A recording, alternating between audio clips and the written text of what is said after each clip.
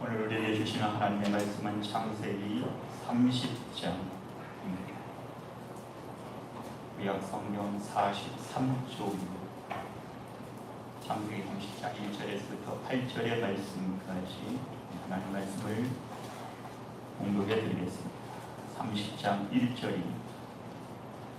라헬이 자기가 야곱에게서 아들을 낳지 못함을 보고 그의 언니를 시기하여 야곱에게 이르되 내게 자식을 낳게 하라. 그렇지 아니하면 내가 죽겠노라. 야곱이 라헬에게 성을 내어 이르되 그대를 임신하지 못하게 하시는 이는 하나님이시니 내가 하나님을 대신하겠느냐. 라헬이 이르되 내 종 여종 빌라에게로 들어가 그가 아들을 낳아 내 무릎에 두리니 그러면 나도 그로 말미암아 자식을 얻겠노라 하고 그의 시녀 빌라를 남편에게 아내로 주매 야곱이 그에게로 들어갔더니 빌라가 임신하여 야곱에게 아들을 낳은지라. 라헬이 이르되 하나님이 내 억울함을 푸시려고 내 호소를 들으사 내게 아들을 주셨다 하고 이로 말미암아 그의 이름을 단이라 하였으며 라헬이 시녀 빌라가 다시 임신하여 둘째 아들을 야곱에게 낳으며 라헬이 이르되 내가 언니와 크게 경쟁하여 이겼다 하고 그의 이름을 납달리라 하였더라. 아멘. 오신 아버지 하나님, 주님만이 우리의 전부이십니다.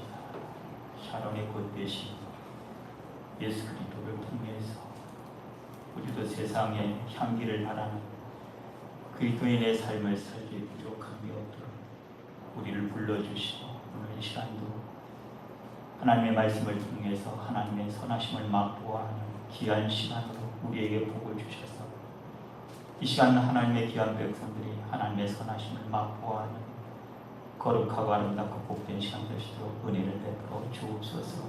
성전에서, 집에서, 시설에서, 병원에서 어디에 있든지 내 주 예수 모신 것이 그것이 하늘나라가 되는 귀한 복을 누리게 하여 주옵소서. 감사드리며 예수님의 이름으로 기도하옵나이다. 아멘. 날씨가 많이 덥기도 하고 코로나도 많이 창궐해서 여러 가지 어려움들이 있지만 그럼에도 불구하고 오늘도 함께 하나님의 전에 나와서 예배드리고 여러분들을 환영하고 축하하고 감사를 드립니다. 사사시대 때 에브라임의 엘가나라는 사람에게 아내가 둘이 있었습니다. 한 아내는 우리가 잘 알고 있듯이 한나이고 다른 한 아내는 리브가입니다. 그런데 리브가는 자식이 있는데 한나는 무자입니다. 하나님께서 엘가나로부터 사랑을 받고 있는 한나에게는 이상하게 그 자식을 주지 않습니다. 그래서 자식이 있는 브닌나로부터 한나는 마음의 상처를 많이 받습니다. 그런데 한나가 그 일로 실망하거나 낙심하지 않고 하나님 앞에 나와서 소원 기도를 하게 되고 그 기도를 받으신 하나님께서 한나의 태를 드디어 열어주셔서 이스라엘의 가장 위대한 선지자 사무엘을 그녀의 품에 선물로 안겨주십니다. 오늘 야곱의 가정에도 두 여인이 갈등과 경쟁으로 가정의 어려움을 당하게 됩니다. 남편에 대한 기득권 싸움으로 야곱의 가정은 바람잘 날이 없습니다. 언니는 남편으로부터 아들을 예시이나 얻은 반면에 남편의 사랑을 독차지하고 있는 라헬은 아직도 아이를 낳지 못함으로 그 일이 또 발단이 되어서 오늘 이야기가 전개되고 있습니다. 1절의 말씀에 보시면 라헬이 자기가 야곱에게서 아들을 낳지 못함을 보고 거기까지는 좋은데 언니를 시기합니다. 그래서 야곱 남편에게 내게 자식을 낳게 하라. 그렇지 않으면 내가 죽겠다. 이렇게 협박을 합니다.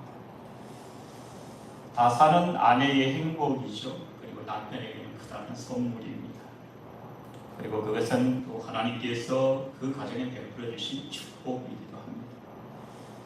라헬이 야곱에게 죽겠다고 말하면서 철부지 같은 그런 말은 아이를 낳지 못하여 성전에서 눈물로 하나님께 매달린 그런 한나의 모습과는 좀 대조적입니다. 우리나라도 참 죽겠다는 소리를 많이 하죠. 이스라엘이나 우리나 거기가 거기 같습니다. 배고파 죽겠다고 해서 밥 주면은 배불러 죽겠다고 그러지 않습니까? 더워 죽겠다, 추워 죽겠다 이렇게 하는데 한나가 지금 그러고 있어요. 그 라헬이 지금 그러고 있습니다. 라헬이 지금 이럴 때가 아닙니다. 자식은 하나님께서 주신 기업인데 그 일을 위해서 남편에게 대를 쓰기 전에 먼저 하나님 앞에 기도해야 함에도 불구하고 자신이 무엇을 해야 될지 잘 모르는 그런 영적으로 보면 우매한 그런 여인입니다. 어쩌면 남편의 삶이 많이 갔다가 보니까 영적 번지수를 잘못 찾은 것 같습니다.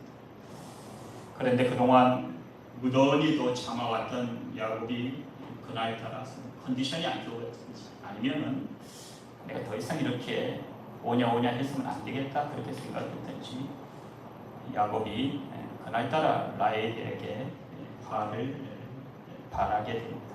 그것이 2절의 말씀입니다. 야곱이 라헬에게 성을 내어 이르되 그대를 임신하지 못하게 하는 이는 하나님이신데 내가 하나님을 대신하겠느냐 그렇게 말합니다.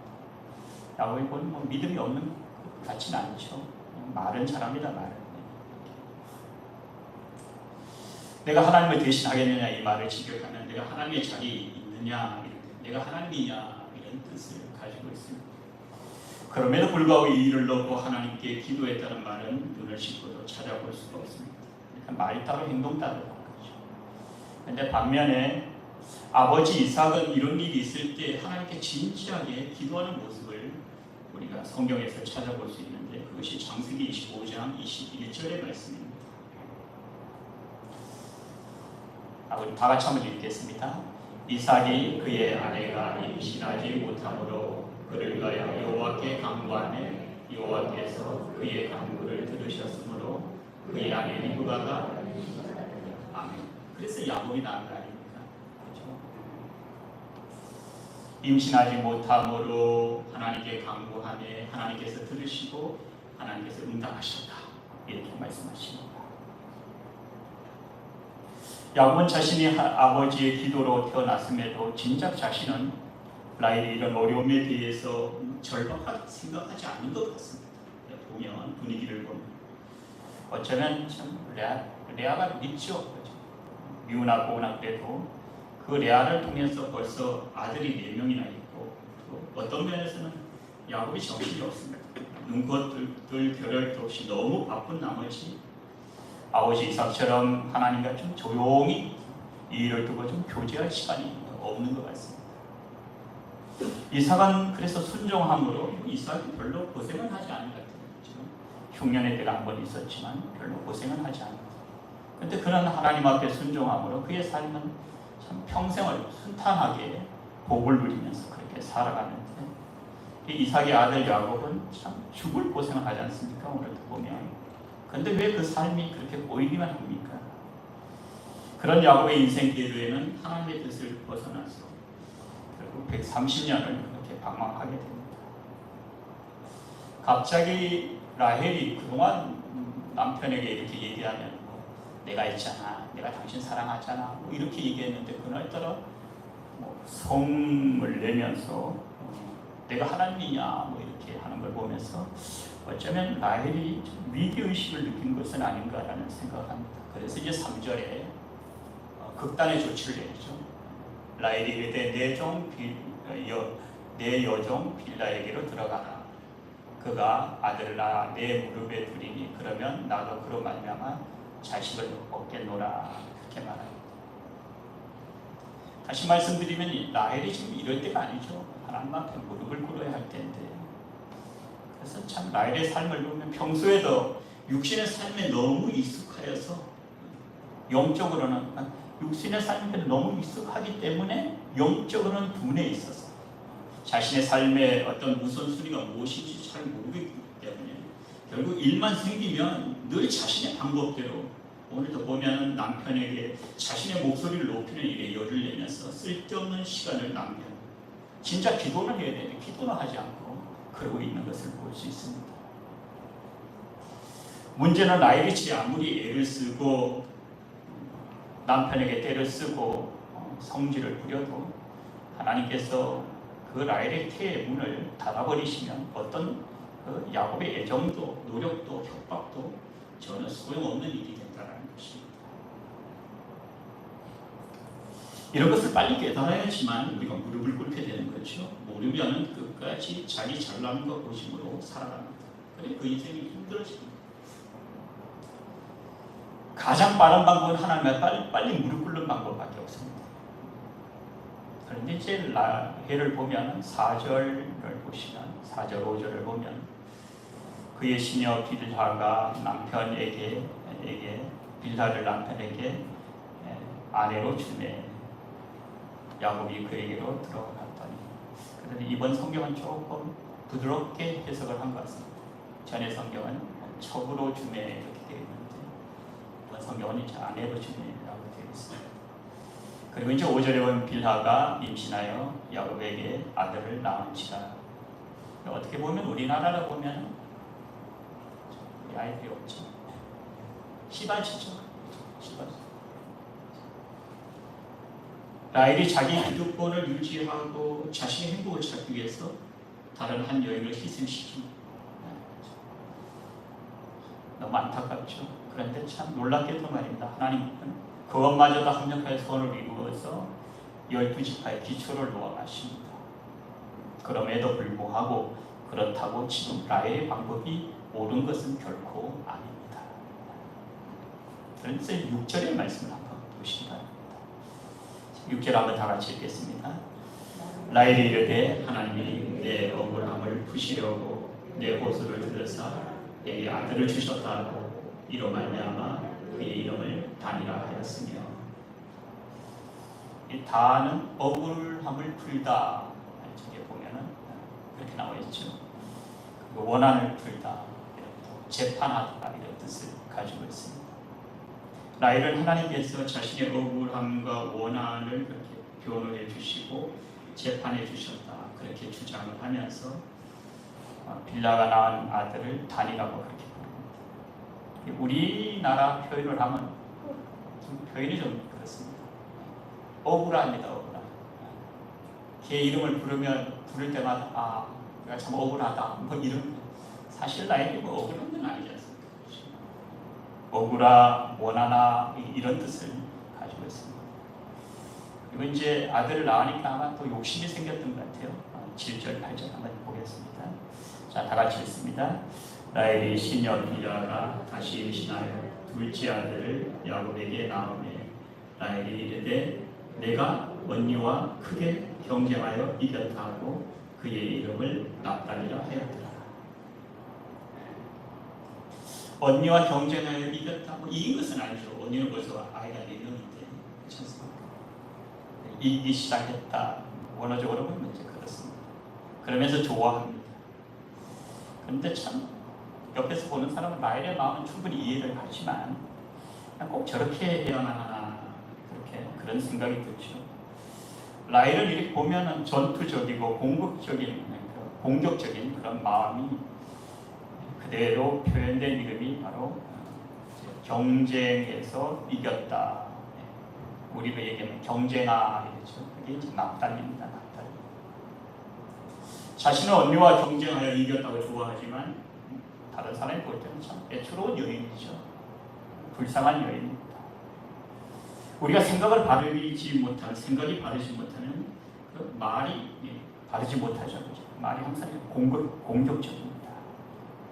그렇게 되면 우리의 삶이 바르지 못하고 결국엔 우리 인격이 바르지 못하게 됩니다. 라헬은 남편의 사랑을 독차지하고 있으면서도 그 사랑에 맞춰 가지 못하는 욕심이라는 선을 넘었기 때문에 그녀는 시기와 분쟁이라는 그런 여인으로 변해 있습니다. 그런데 참 문제는 또 그 다음에 있다는 거죠. 경제가 이겼다는데 그럼 또 레아는 가만히 있겠습니까? 그죠? 예수님께서 칼을 쓰는 자는 칼로 망한다 이렇게 말씀하십니다. 경쟁이 또 경쟁을 불러옵니다. 결국 우리 가정에서나 우리 교회에서 영적인 좋은 분위기를 쏘는 것은 굉장히 중요합니다. 우리 교회는 우리 목사님을 통해서 좋은 분위기를 쏘기 때문에 이 분위기를 잘 이어가야 됩니다. 그렇지 않으면 경쟁하는 곳이 됩니다. 하나님 없는 곳이죠. 여기는 목사도 마찬가지고 어느 누구도 마찬가지고 하나님의 영광을 위해서 하나님 기뻐하시는 것이 뭔가 이런 것을 잘 생각하고 있어야 됩니다. 그렇지 않으면 결국 다툼이 다툼을 낳고 그렇지 않습니까? 불신이 불신을 또 다른 불신을 낳으므로 가정 공동체와 교회 공동체가 어려움을 겪게 됩니다. 이런 영적인 흐름이 계속된다는 그 가정과 그 교회는 마귀의 표적이 되어버리고 결국은 하나님의 영광을 가리는 그런 엄청난 죄를 범하게 됩니다.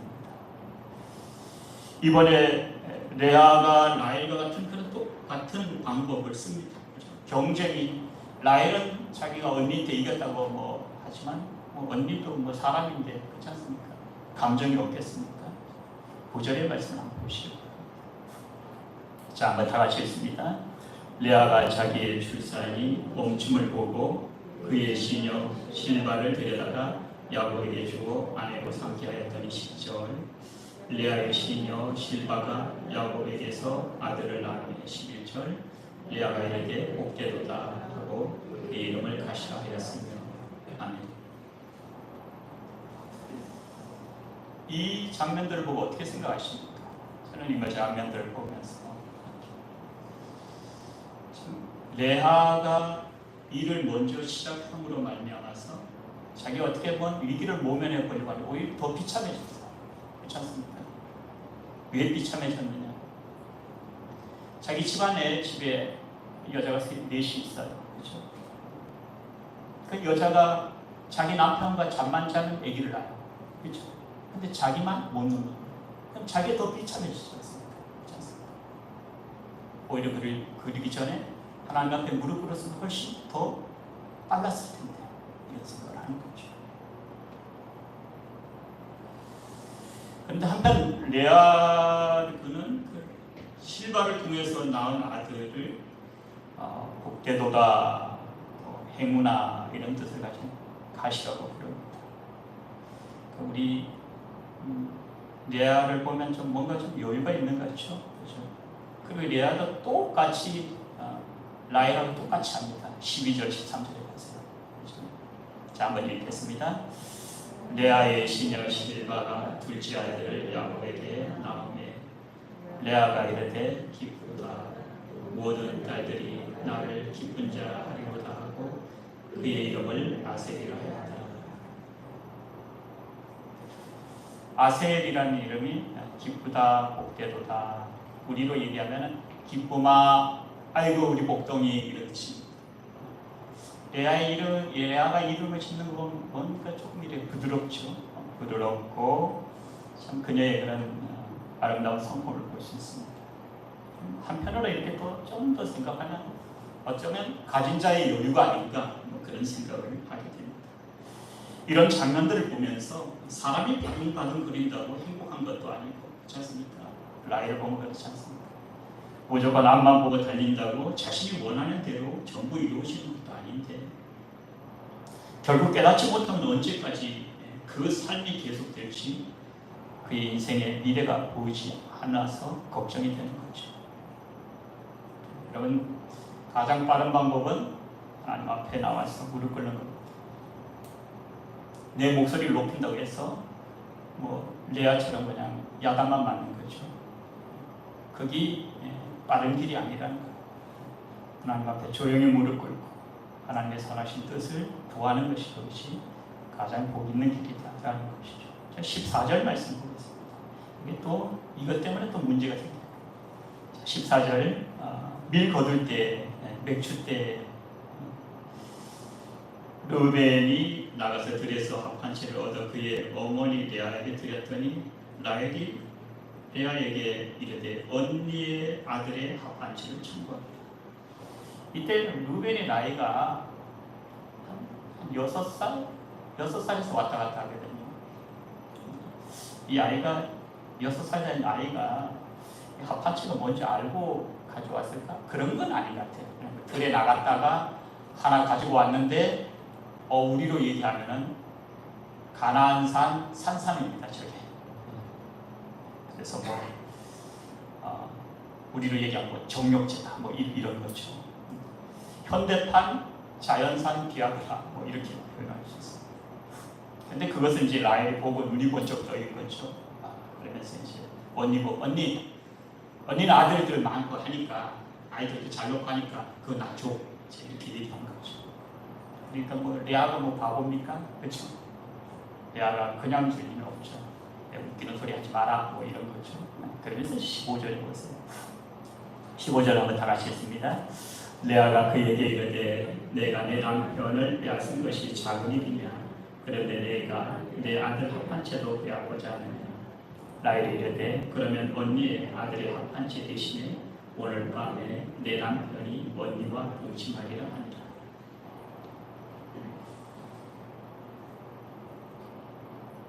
뭐라고 말을 못하겠네. 그죠? 우리 정서로 보면 참 민망스럽기도 하고 그렇습니다. 그럼에도 사실 레아가 내 남편을 송두리째 빼앗은 것이 작은 일이긴 하지만 어떻게 엄밀하게 얘기하면 레아가 빼앗긴 것이 아니라 라헬이 빼앗긴 것이죠. 그렇죠? 그런데도 반박하지 못하는 이유는 뭡니까? 지금 칼자루는 언니가 잡고 있어. 그러니까 언니 괜히 기분 잘못했다가는 그 합한채도 못 얻겠다 그렇게 생각할 수도 있겠죠. 그러니까 언니가 이제 그렇게 얘기를 하니까 이제 흥정을 하는 거죠. 그럼 좋아. 오늘 밤 남편이 내 방에 들어와야 되는데 언니 방으로 내가 보내줄게. 이렇게 하는 거죠.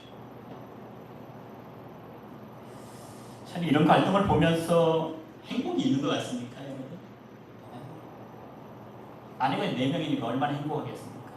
근데 행복을 찾아볼 수가 없어요. 그렇죠?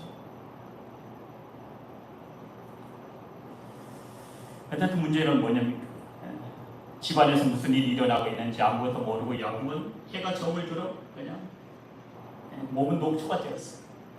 그렇게 집으로 돌아옵니다. 그게 16절입니다. 16절 말씀 한번 읽겠습니다. 저물 때 야곱이 들에서 돌아오매 레아가 나와서 그를 영접하여 이르되 내게로 들어오라.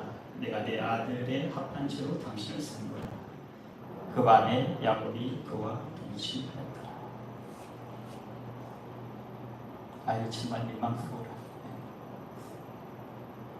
남편이 그냥 저녁 때까지 일하고 초죽음에 대해서 들어오면은 여보 고생 많았어요. 수고했어요. 애들 더 아빠 힘내세요. 이래야 되는데 그게 아니고 당신 오늘 내 거야. 이런 거.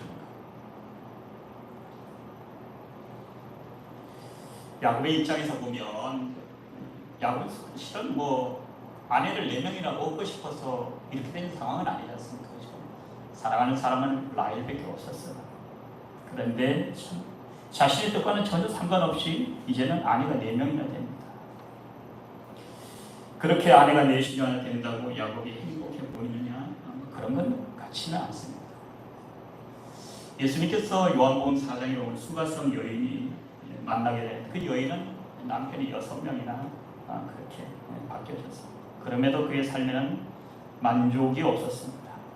그런데 마침내 메시아 예수 그리스도 하나님의 아들을 만남으로 말미암아 그 인생의 참된 행복이 무엇인가를 깨닫고 그가 제일 첫 번째 한 말이 뭔지 아십니까? 예배입니다. 하나님을 진실로 만나면 예배가 먼저 생각나요. 예배는 뭐예요? 하나님을 만나는 그런 놀라운 사건이기 때문에 그렇습니다. 예배 시간 다시 하는 거예요. 경쟁하는 두 여자 사이에서 사랑의 노예가 되어서 꼼짝하지 못하고 버둥거리며 살아가는 그 야곱의 삶이 참 안쓰럽죠. 철학하니까 참 그러면서 17절 18절 하나님이 레아의 소원을 들으셨으므로 그가 임신하여 다섯째 아들을 야곱에게 낳은지라. 레아가 이르되 18절에 내가 내 시녀를 내 남편에게 주었으므로 하나님이 내게 그 값을 주셨다 하고 그 이름을 이스라엘이라 하였습니다. 그래도 17절에 보면 레아는 그래도 기도하는 그런 여인 같아요. 그렇죠? 17절에 보면 하나님이 레아의 소원을 들으셨으므로 하나님께서 레아가 어쩌면은 이것을 두고 또 기도한 것이 아닌가. 그래서 하나님께서 그동안 잠깐 이렇게 임신하는 것을 멈췄던 것을 하나님께서 다시 이렇게 태의 문을 열어서 임신하는 것인가라는 생각을 하게 됩니다. 그 값을 주셨다. 값을 주셨다는 그 말의 뜻이 가진 이름이 이사가. 레아가 생각할 때는 하나님께서 내가 합한 죄를 내 동생 라헬에게 주고 그것을 인해서 내가 하나님 앞에 기도했는데 하나님께서 그 합한 죄 값으로 나에게 아들을 주셨는데 이 아들의 이름이 이스라엘이다 라는 뜻이죠. 그리고 이제 19절에 보면 레아가 다시 임신하여 여섯째 아들을 야곱에게 낳은지라. 레아가 이르되 하나님이 내게 후한 선물을 주셨도다. 내가 남편에게 6 아들을 낳았으니 이제는 그가 나와 함께 살리라 하고 그 이름을 스불론이라 하였으며 21절에 그 후에 그가 딸을 낳고 그의 이름을 디나라 하였더라. 야곱에게 딸들이 있습니다. 많은데 아마 디나를 이름에 거론한 것은 나중에 디나가 세겜에 가서 안 좋은 일을 생기죠. 그것을 미리 예고한 것이 아닌가라는 생각을 하게 됩니다. 아무튼 레아는 이 합한채 사건으로 인해서 아들을 둘이나 놓죠. 한 아이는 이제 5번째 아들은 이사갈, 6번째 아들은 수불론. 하나님께서 구한 선물을 내게 주셨다는 뜻은 수불론. 이렇게 하여 레아는 아들 6과 성경에 나오는 딸은 디나, 일남 6남 1녀를 낳게 됩니다. 아무리 인간이 몸부림쳐도 하나님께서 축복의 문을 닫아버리시면 인간의 모든 수고와 노력은 아무런 열매를 맺지 못합니다. 이러한 하나님의 말씀들을 우리가 깊이 명심해야 됩니다. 하나님 말씀은 말씀이고 현실은 현실이고 나는 나고 너는 너고 이런 신앙생활을 위해서는 여러분 우리에게 축복의 문은 절대 열리지 않습니다. 술을 마시고 음란한 짓을 해야지만 그게 타락한 것이 아닙니다. 하나님 앞에서 자격죄 높지 못한 것 하나님께 나오라고 하시는데도 하나님께 나가지 못할 정도로 사람에게 매여있고 물질에 매여있고 자기 일에 매여있고 죄악된 생각에 매여있는 그것이 곧 하나님 보실 때는 타락이다라는 것입니다. 그 마음에 하나님 두기를 싫어함으로 하나님의 말씀은 온데간데 그 마음에 더없고 많은 소유가를 하고 많은 것을 소유하고 있음에도 불구하고 자기 욕심을 채우지 못했기 때문에 언제나 그 입에서 하는 말이 라헬처럼 못 살겠다는 거예요. 부족하다는 거예요. 힘들어 죽겠다는 거예요. 그렇다면 그것은 지금 자신의 영적 상태를 보아 그 믿음을 대변하고 있는 것입니다. 하나님이 문제가 아니에요. 지금 너 신앙이 문제라는 거예요. 너 믿음이 지금 문제라는 거예요. 자기 입으로 그렇게 얘기를 하면서도 깨닫지 못한 자는 어쩌면 하나님의 백성이 아닐 수도 있습니다. 라헬도 레아도 서로를 위해서 조금만 내려놓으면 언니 동생은 얼마든지 행복할 수 있습니다. 그렇죠? 그런데 좀 더 갖고자 하는 욕심 때문에 스스로가 고통을 자초하고 있습니다.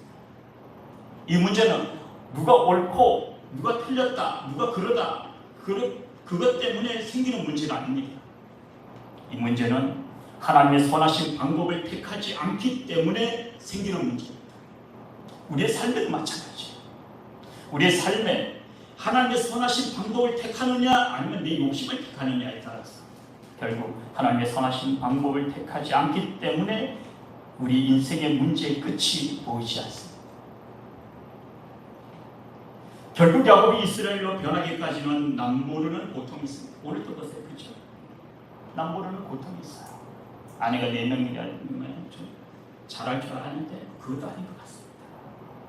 결국 야곱의 축복은 어느 날 하늘에서 뚝 떨어진 것이 아니라 하나님으로부터 받을 수 있는 그릇으로 인생의 많은 연단을 받은 후에 축복의 사람이 되었다라는 사실을 우리가 직감할 수 있습니다. 자, 마지막으로 오늘 이 말씀을 다시 한번 여러분들에게 소개해드립니다. 야고보서 1장 2절에서 5절 말씀입니다. 내 형제들아, 너희가 여러 가지 시험을 당하거든 온전히 기쁘게. 그럼 시험이 한 가지만 있는 것이 아닙니다. 예수님에게도 3가지 시험이 있었지 않습니까? 그렇죠? 우리에게도 여러 가지 시험이 있다는 거예요. 그런데 그 시험이 오면은 그냥 넘어지지 말고 제발 좀 기쁘게 좀 그 시험을 좀 이겨내라, 이렇게 말씀하시죠. 그 이유가 뭐냐? 3절에 이는 너희의 믿음의 시련이 인내를 만들어내는 줄을 너희가 아니라. 그리고 이제 그 목적이 어디 있냐면 4절에 있습니다. 자, 4절 다 같이 한번 읽습니다. 인내를 온전히 이루라. 이는 너희로 구비하고 온전하고 구비하여 조금도 부족함이 없게 하려. 아멘. 이게 하나님의 마음입니다. 우리에게 쓸데없이 그런 시련을 주는 게 아니라 하나님께서 우리에게 시련을 주고 어려움을 주는 것은, 여러분 오늘 지금 올림픽을 하고 있지 않습니까? 올림픽을 하는데 아무런 연습도 없이 준비도 없이 무슨 메달을 탑니까? 그래 그 사람들은 올림픽에 참석할 자격도 안 주죠. 그렇죠? 다 물려. 우리가 천국 백성으로서 천국을 쉽게 간다고 생각하면 큰 코 다칠 수 있습니다. 결코 쉽지 않습니다. 우리의 믿음이 온전한 믿음이 아니면 결코 하나님으로부터 부족함이 없는 삶을 사는 그런 복은 우리에게는 존재하지 않습니다. 그리고 마지막 5절의 말씀을 보겠습니다. 자, 다 같이 읽습니다. 너희 중에 누구든지 지혜가 부족하거든 모든 사람에게 부이 주시고 꾸짖지 아니하시는 하나님께 구하라. 그리하면 아멘. 하나님 약속이에요. 왜 기도해야 하시는지 아시겠죠? 그렇죠? 왜 하나님 앞에 예배를 드리고 왜 말씀을 보고 왜 하나님을 잘 섬겨야 되는지 하나님 약속이에요. 제가 예배를 강조하는 사람 중에 한 사람입니다. 이런 생각이 들더라고요. 말씀을 정리하면서 이게 예배하고 상관 있는 말씀은 아니지만 여러분들에게 말씀드리고 싶었어요. 예배할 것 없는 삶은 하나님을 찾지 않는 죽음의 삶이다. 죽은 삶에 불과하다. 예배하지 않는 삶은 하나님의 심판에 이르는 천국을 포기한 삶이다. 그런 게 탁 떠오릅니다. 그래서 오늘 말씀하고 좀 동떨어지지만 제가 이렇게 말씀드립니다. 예배 없는 삶은 하나님을 찾지 않는 죽은 삶이며 예배하지 않는 삶은 하나님의 심판에 이르는 천국을 포기한 삶입니다. 초보에 보면 성경 그림이 있죠. 자물쇠를 열 수 있는, 그 자물쇠를 열 수 있는 열쇠는 하나밖에 없습니다. 우리가 원하는 영생도 하나님의 축복도 열 수 있는 열쇠가 있다는 그것은 오직 하나님의 말씀이며 그분의 말씀에 순종하는 자만이 누릴 수 있는 것이 진리 안에서의 자유고 영원한 영생의 생명입니다. 우리 사랑하는 믿음의 식구들, 하나님 말씀에 순종함으로 이 소중한 시간들을 결코 낭비하지 않는, 우리의 인생을 결코 낭비하지 않는 그런 귀한 복을 누리셔서 하나님이 원하시고 기뻐하시고 온전하신 뜻을 이루는 우리 하나님의 복된 하나님의 거룩한 백성들이 다 되시기를 다시 한번 주님의 이름으로 축복합니다. 거룩하신 아버지 하나님, 은혜와 사랑을 감사드립니다. 고맙습니다. 그럼에도 불구하고 그래도 우리 사랑하는 교회 하나님의 백성들 하나님 사랑하고 아무리 날씨가 더워도 아무리 코로나가 창궐한다 할지라도 하나님을 향한 우리의 이 뜨거운 마음과 이 사랑만을 변치 않고 병들지 않는 그런 귀한 믿음으로 최후의 승리를 얻는 하나님의 거룩한 백성들이 다 되시도록 은혜를 베풀어 주옵소서. 감사드리며 예수님의 이름으로 기도하옵나이다. 아멘.